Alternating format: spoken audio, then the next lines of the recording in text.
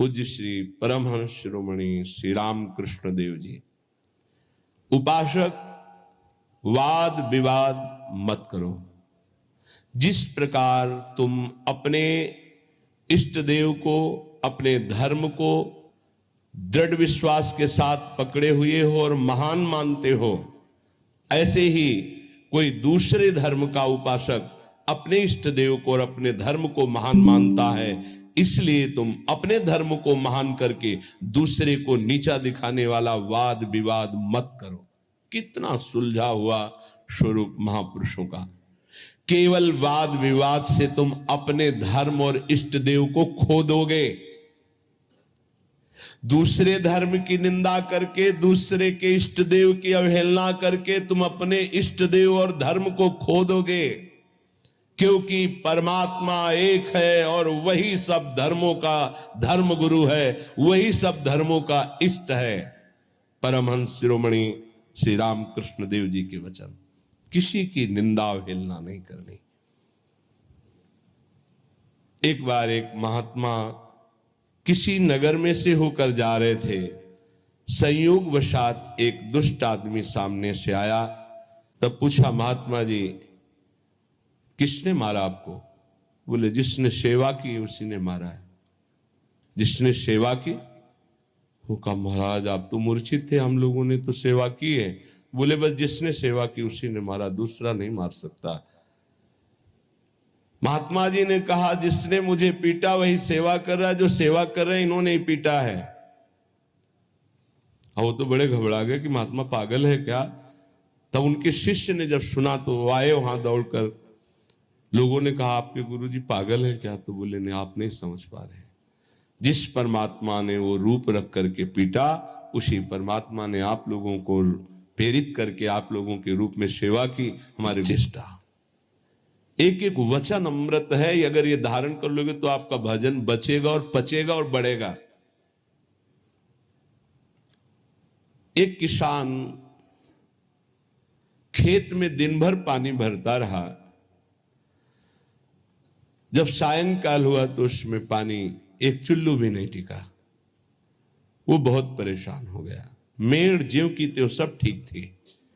फिर उसने देखा तो चूहों ने छेद कर रखा था जगह जगह, कई जगह मेड़ में। वो छेद से बाहर जा रहा था। उपासक समझे, पूरा जीवन साधना करते हो जाता है, लेकिन साधन संपत्ति एक चुल्लू भी नहीं बचती। किनकी? जिनके इंद्रिय रूपी चूहों ने छेद कर दिया है हृदय रूपी घर में। क्या? कभी ये भोग, कभी वो भोग, कभी वो भोग। जो अपनी इंद्रियों को भोगों के संयोग में मनोरंजन करते हैं और साधना भी करते हैं, तो पूरे जीवन की शाम हो जाती, पर उनके हृदय रूपी खेत में एक चुल्लू भी साधन नहीं बचता, सब क्षीण हो जाता है। रामकृष्ण देव परमहंस जी कह रहे हैं, जब उपासक इंद्रियों के बिलों को बंद कर देता है, फिर कीर्ति की इच्छा उसके अंदर जागृत होती है, तो ये मेड़ टूट जाना होता है। अगर मेड़ टूट गई तो भी बड़ी जल्दी धारा बाहर निकल जाएगी खेत से जल की। कीर्ति की चाह उत्पन्न होती कि मेरा यश हो जाए। गई जीवन की भजन संपत्ति कीर्ति की चाह में गई। कीर्ति भजन को छीण कर देती है। कीर्ति की चाह मानो उस किसान की मेड़ टूट जाना है, अर्थात उस साधक का बांध टूट जाना है साधना का।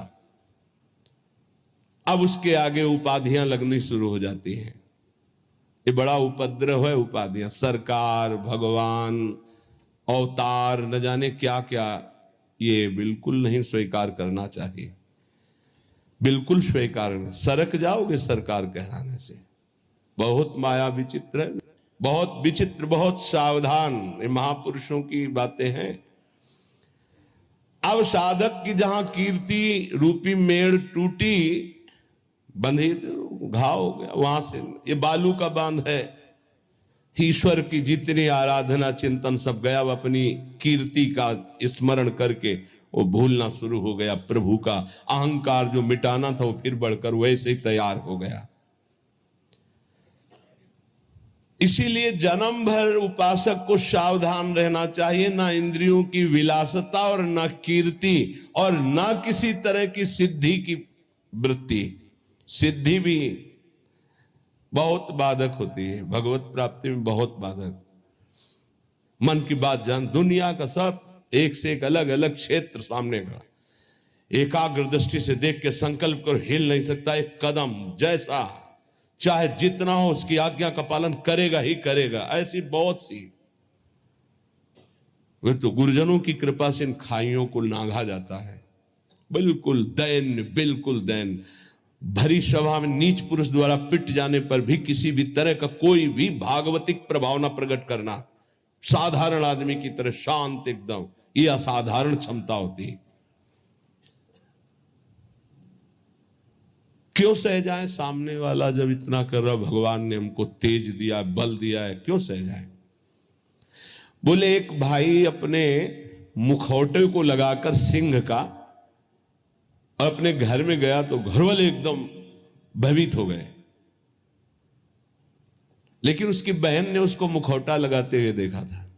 वो नजदीक गई और मुखौटे में थप्पड़ मारा, चल, और उतार के रख दिया। मैं डरने वाला, मैं समझ गया मेरा प्रीतम है, कोई भी भय उसे स्पर्श नहीं कर सकता। एक दिन एक सरकारी आदमी पिस्तौल रखता था और बहुत विलंब से आया। पत्नी ने कहा तुम इतना विलंब से क्यों आए? रोज तो इतने समय आ जाते थे, इंतजार करते हो इतना समय। उसका समय हो जाता है। कैसे हो जाता है? बोले ऐसे हो जाता है। पिस्तौल निकाली, गोली भरी और उसकी कनपट्टी में लगाई। तो ये सब दूसरों को धमकियां दिया करो। बोले असली गोली है, पिस्तौल है, तुझे भय नहीं लग रहा? बोले बिल्कुल पाई भर नहीं लग रहा। क्यों नहीं लग रहा? तुम मेरे प्रीतम हो, ऐसा कर ही नहीं सकते हो। ऐसे ही भक्त, वो संपूर्ण चर जगत में अपने प्रीतम को सर्वान वस्तुतया निरीक्ष परम स्वाराध्य बुद्धिर्मम, वो भयभीत नहीं होता। शरीर को पूरा होना है तो उसी क्षण होना है, जैसे होना है, जिस विधान से होना है, मेरे प्रीतम उसी विधान का प्रयोग करेंगे। पर होंगे मेरे प्रीतम, सर्वस्व हरण करने वालों में मैं मृत्यु हूं, भगवान श्री कृष्ण कहते हैं।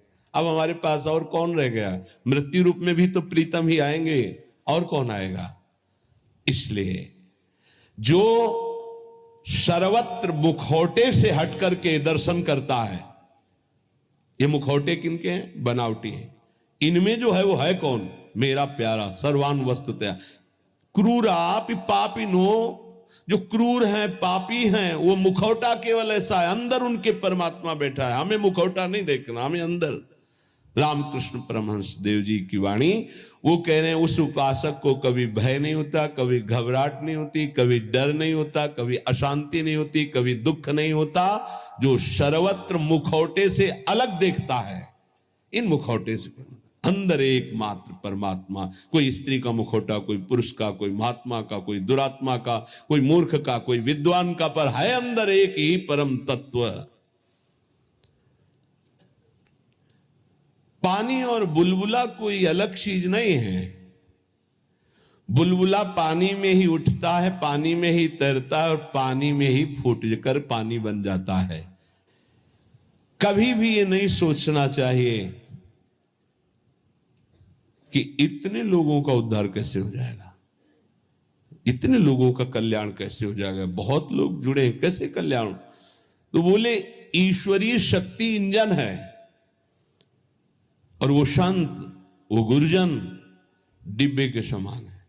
कनेक्शन इंजन से है तो इंजन में 2-4 लोग बैठते होंगे, लेकिन डिब्बे में 70, 80, 90, 100 ज्यादा भी बैठ जाते होंगे।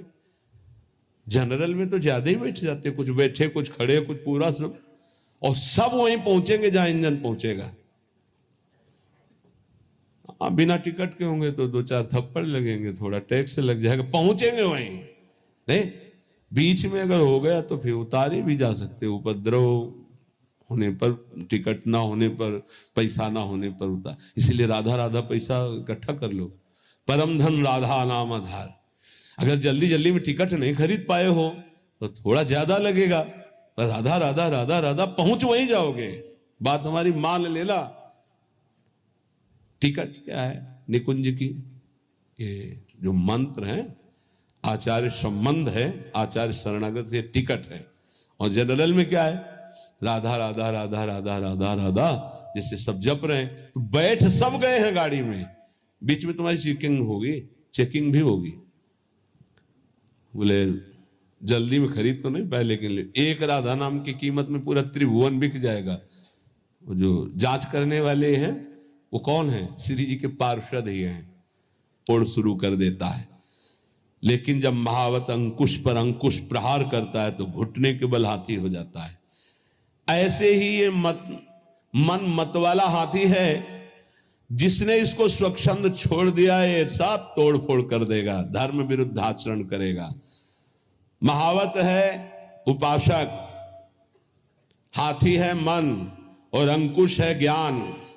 प्रहार पे प्रहार करके उसको घुटने के बल अर्थात मन को अधीन कर लिया, तब वो शांत चित्त परमात्ममय हो जाता है।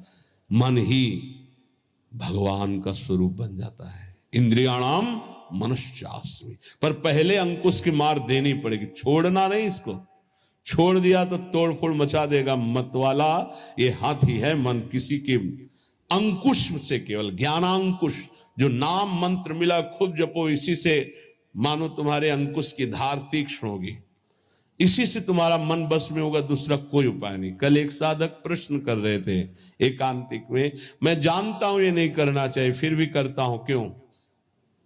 दो बातें। पहली बात, तुम में आध्यात्मिक सामर्थ्य खो चुकी है, जान करके भी तुम उसको रोक नहीं सकते क्योंकि बलहीन हो। और दूसरी बात, तुम्हारी सुख बुद्धि उसमें है, जरूर ये कहते हो मुंह से कि नहीं करना चाहिए, पर अंदर है कि इसमें सुख है। इन दो बातों के कारण तुम भ्रष्ट होते रहते हो। तो हमको पहली बात बलवान करनी है कि हमारे अंदर नाम बल आवे, तो दूसरी बात अपने आप हट जाएगी, सुख बुद्धि हट जाएगी। पहले नाम जप करके अपने को बलवान बनाइए। लकड़हारा जंगल की लकड़ी बेच बेचकर बड़े कष्ट पूर्वक अपना जीवन यापन कर रहा था। अकस्मात उस मार्ग से एक सन्यासी जी आ रहे थे। उन्होंने लकड़हारे के दुख को देखकर कहा, बेटा जंगल में तुम सूखी लकड़ियां बिन रहे हो, इसके आगे बहुत कुछ है, आगे बढ़ो और कुछ तुम्हें प्राप्त हो जाएगा, मैं देख रहा हूं। वो आगे बढ़ा, सूखी लकड़ियां छोड़कर। ध्यान देना, महापुरुषों के उदाहरण साधारण नहीं होते, बात साधारण दिखाई दे रही। जब काफी आगे बढ़ा तो उससे चंदन की खुशबू आई, तो चंदन के वृक्ष मिले। सूखी लकड़ी छोड़कर उसने चंदन की लकड़ी काटी और बाजार में बेचा, अच्छा पैसा आया। फिर शब्द उसके कान में गूंजा कि बेटा और आगे बढ़ो। तो उसने सोचा और आगे अब क्या मिलेगा, तो आगे बढ़ा। क्योंकि उस संत के वचन सत्य सच्चिदानंद से युक्त थे, तो जंगल में उसे एक खान मिली तांबे की। अब तो तांबा बेच करके बहुत, फिर आवाज सुनाई दी और आगे बढ़ो, तो और आगे बढ़ा तो उसे चांदी की खान मिल गई। अब तो बहुत बड़ा धनी हो गया। फिर आवाज आई और आगे बढ़ो, तो आगे बढ़ा तो स्वर्ण की खान मिल गई। बोला आप तो बस यही पूर्णता हो, स्वर्ण ही स्वर्ण। फिर आवाज आई और आगे बढ़ो, तो उसे हीरे की खान मिल गई। अब एक हीरा जीवन भर लकड़ी बेचने वाला लकड़ी बेचता तो उसकी बराबरी नहीं, ऐसे हीरे की खान मिल गई। भावार्थ और अंदर उसका रहस्यार्थ, ये मानो भोगों में फंसा हुआ है, अपूर्ण महामाधुर्य रस में स्थित। हमें जब तक भूमा सुख ना मिल जाए तब तक रुकना नहीं, आगे बढ़ते रहना है।